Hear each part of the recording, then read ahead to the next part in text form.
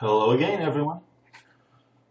In this video, I would like to talk about the topic of the relationships between different stones, or stones' movement and development. You might ask, what does stones' movement mean? After all, we can't move stones placed on the Go board. For example, this black stone, Q4.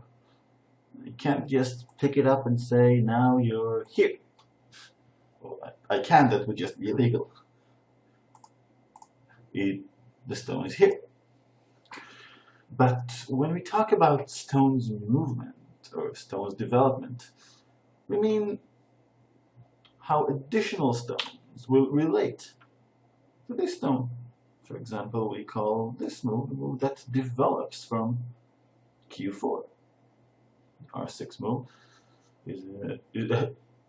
helps the Q4 stone develop. Excuse me. It helps it develop. You also say the Q4 stone is moving along the right edge. You'll hear that terminology sometimes. I was thinking long and hard whether I should put this video in this Beyond Rules section or in the Beginner to Intermediate Road section, which I'm planning to start soon. In the end, I've decided to place this one here, in which I will only discuss the most basic ideas and give you things to think about that can help you, and we'll put more advanced stuff and more in-depth information about the topic in future sections and series. Stones' movement and development and the relationship between stones is a term called hangma in Korean, and I will use the foreign terms, sometimes the Japanese terms. It's just that for the curious ones among you who wants to read about these things and find out about them in other sources as well, so you have a much easier time understanding what is being talked about. Now that we've established what a stone's movement means, and I will be using stone's movement and development and relationships between stones interchangeably. Let's go to the different types of development. First of all, and I'm only talking about the basic types. First of all, there is the solid connection, sometimes called a solid extension or an extension. In Japanese, you'll find it called a nobi. Just a close extension is the most simple. It's the simplest kind of connection and development there is. The pluses about it are plainly visible. It's not cuttable. It can't be cut. These stones live or die together, which is also one of the problems with it. It doesn't try to create a lot of territory or lots of eye space, place for eyes on the side or base in case the group is attacked.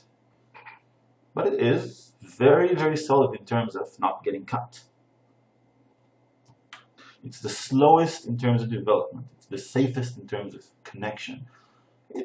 Next, we can look at this one, the diagonal extension. Notice I'm not talking about which moves are good or bad. That will depend on the other stones on the board or nearby. I'm just referring to the relationships between the stones. For example, on the open board, this move would indeed be quite strange. And we'll get to that a bit later. This is called the diagonal connection for obvious reasons. In Japanese, it's termed kosumi, and it develops in two directions at once. A bit on the right edge and a bit towards the bottom edge. It's a bit faster than the solid connection, and it still can't be cut if the opponent tries to cut it. Notice the stones can connect in one of two ways. Then if all he wants to do is connect, he can just play on the other one. Of course, he could also threaten the white stone. I'm just showing that this move is safe in terms of connection. However, it is just a bit more vulnerable in the solid connection because you will need to connect if you want to keep your stones. If I just try to split you and you want to keep them connected, it makes it easier for the opponent to just exploit you, get a bit more. But it's a faster move. Third, we have the knight's move connection. One which we see, which is very common. We see it pretty much every game. It's in Japanese, it's called a keima. I will place all these terms in the video description so you can see how to write them as well if you're searching for information on it. Now, the knight's move is called that way because that is the move the knight piece in chess makes. And the knight's move has a very simple weakness. It can be cut. So let's look at it in two different places. When it's near the edge of the board like this, attempting to cut it will not work because there is a ladder that goes straight to the edge of the board. And near the edge of the board, there are no special surprises. We don't have to look on the other side of the board. And of course, there is this cut as well. And then there is both this ladder and this stone might be captured.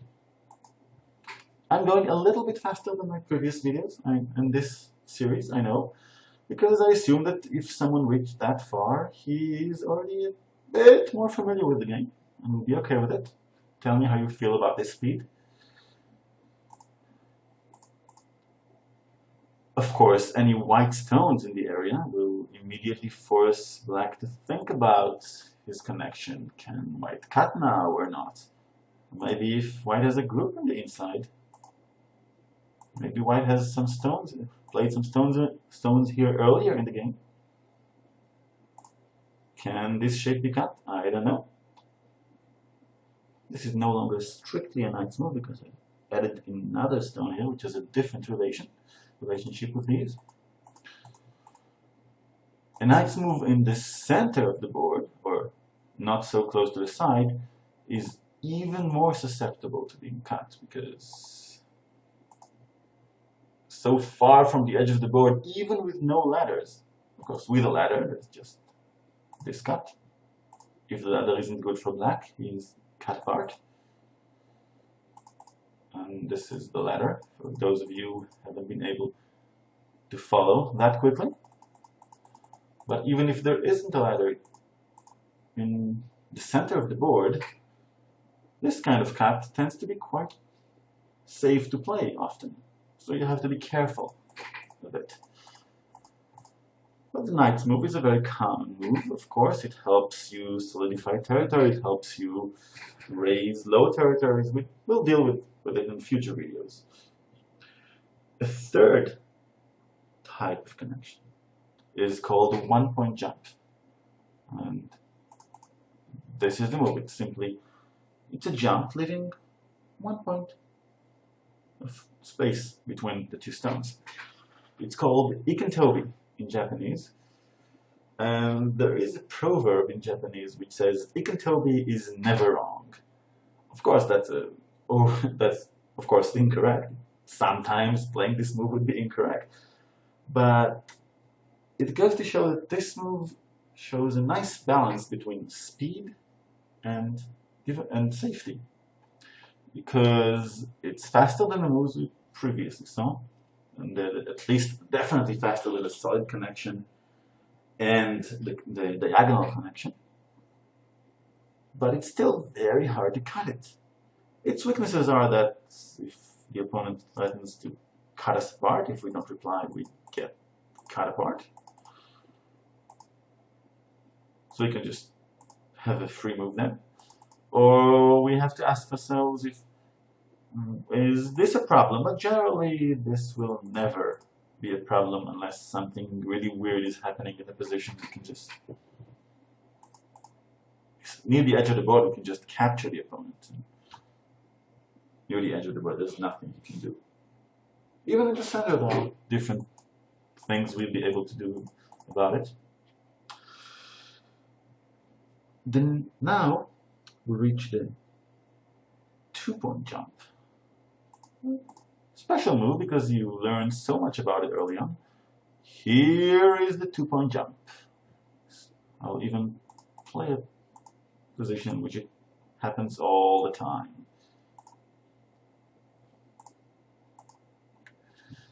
Black squeezes the white stones, threatening to sandwich it, depriving it of a base for eyes.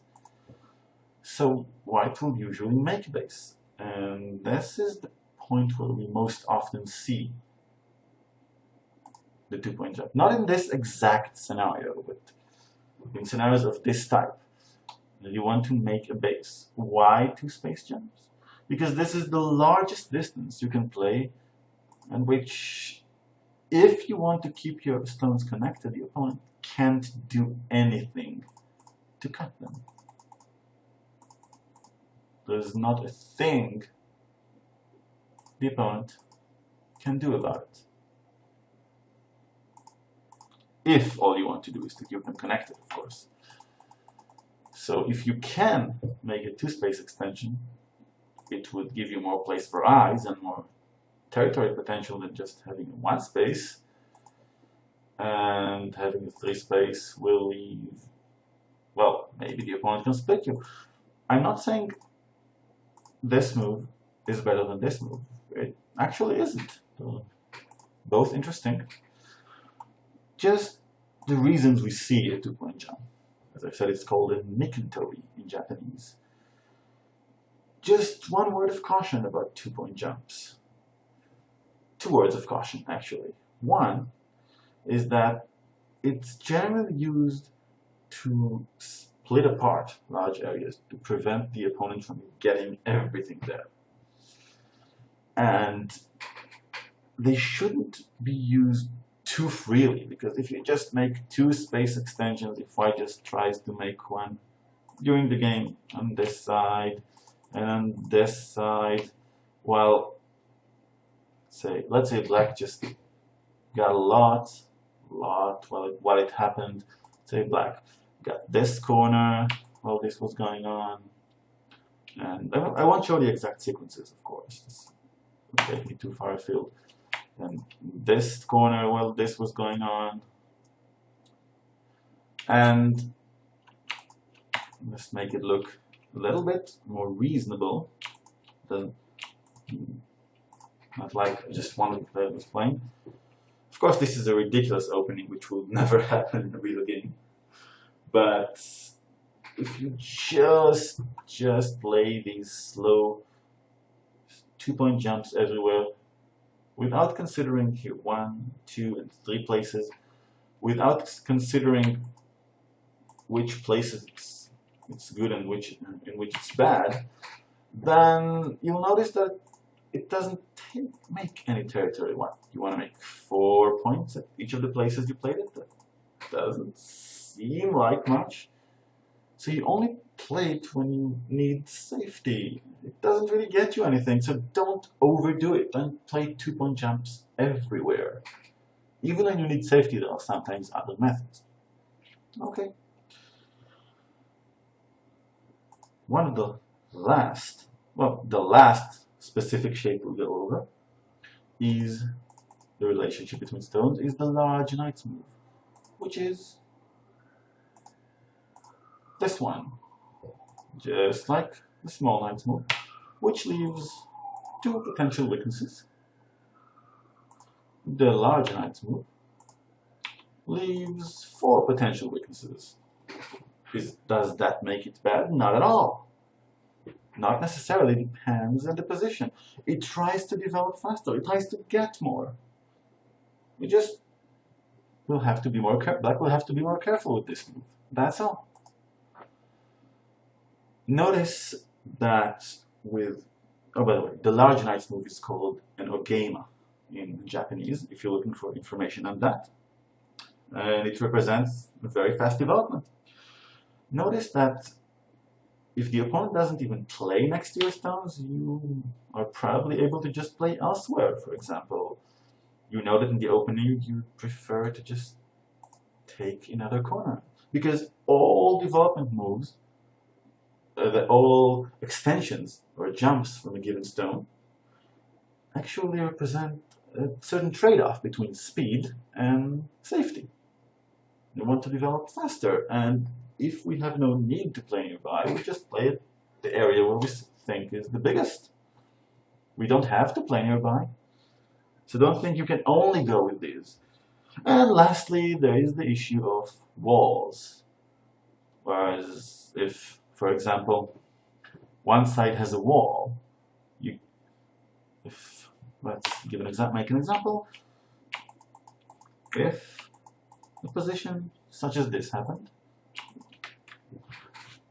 black wouldn't want any of the previously discussed shapes simply because, well, he doesn't need safety here. He's built such a solid wall, he can just play further away. He doesn't need to have a specifically close shape. So you will learn in the future, and in future videos I will make, how to choose, how to know which distance is the correct one, when you don't need a move nearby, where you can play away, when the move can be too fast or too safe and too slow. But that is more advanced. For now, you do well to just understand your basic options, have some things to think about, and play as many games as you can. And if you have any questions or comments, please leave them below in the comment section. That's it for now. This will be either my last or prior to last video in the Beyond the Rules series. I am soon going to begin the beginner to intermediate road section. And if you have any requests or special questions, please leave them below or send them to me. Thank you very much for watching, and goodbye.